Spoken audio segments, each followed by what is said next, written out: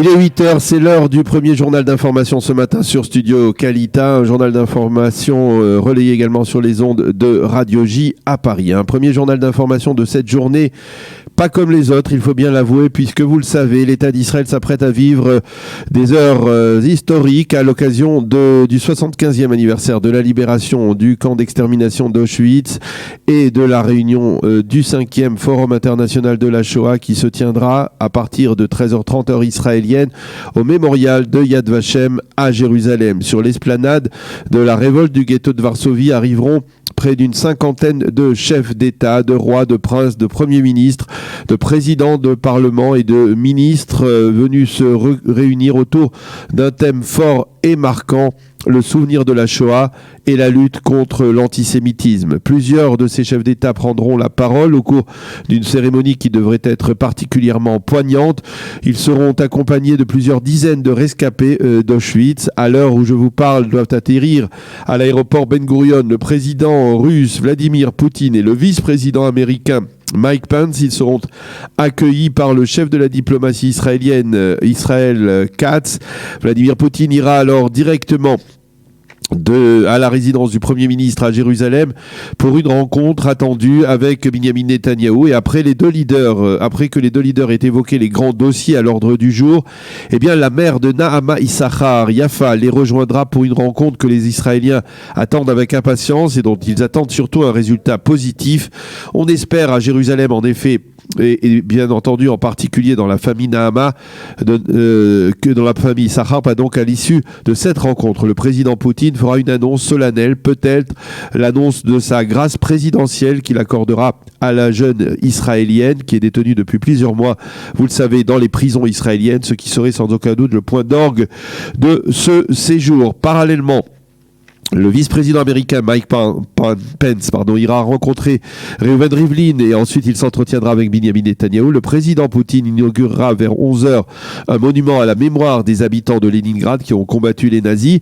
Hier soir, un impressionnant dîner de gala sans précédent également à un tel niveau a été donné à la présidence de l'État à Jérusalem en l'honneur de ces hôtes prestigieux. Le président Rivlin a déclaré dans son allocution: ce sommet est un événement historique, pas seulement pour l'État d'Israël et pour le peuple juif, mais également pour l'ensemble de l'humanité. Alors que nous nous souvenons de la Shoah, nous soulignons la victoire de la liberté et du respect des êtres humains. Le président Rivlin a émis l'espoir que de ce sommet s'élèvera une voix unique en faveur de la lutte contre l'antisémitisme et le racisme. Le roi d'Espagne, Felipe, a parlé au nom des invités. Nous savons tous que nous allons devoir continuer notre combat ensemble afin que ces mots de plus jamais cela que nous répétons sans cesse restent notre principe directeur. Il faut souligner que la police et le Shin Bet assurent la sécurité exceptionnelle de ce sommet et des déplacements des chefs d'État dans la capitale aujourd'hui. Par moins de 11 000 policiers et agents de la sécurité sont déployés dans toute la ville pour garantir la sécurité des très hautes personnalités. C'est sans précédent également, là encore, dans l'histoire de l'État d'Israël.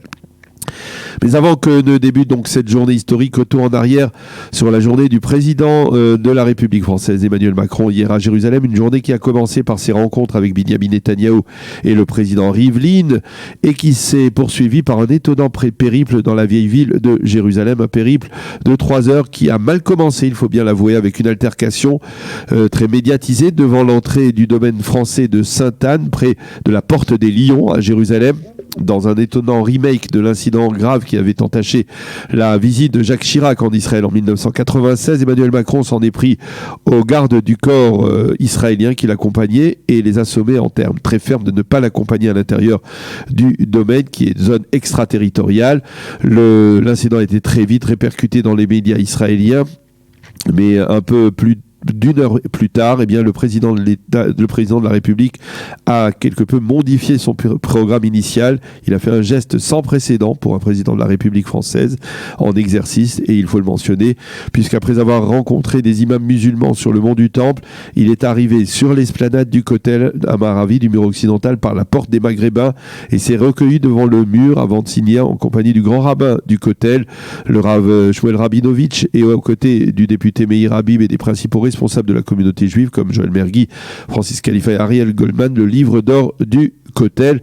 Aujourd'hui, Le président de la République sera l'invité de la communauté francophone d'Israël lors d'une réception au Palais de la Nation à 11h avant le début donc de la cérémonie au mémorial du Yad Vashem. Il faut également rappeler qu'hier soir, tout de suite, après, bien, le président de la République s'est rendu à Ramallah pour une rencontre tard dans la soirée avec Mahmoud Abbas, le chef de l'autorité palestinienne. Voilà donc pour ce que l'on peut dire ce matin de ce sommet et de ses ramifications, si l'on veut dire, au niveau diplomatique. La météo pour terminer ce premier journal d'information. Le temps sera pluvieux aujourd'hui sur l'ensemble du territoire israélien, également à Jérusalem. Il fera 9 degrés dans la capitale, 16 à Tel Aviv et 18 degrés à Eilat.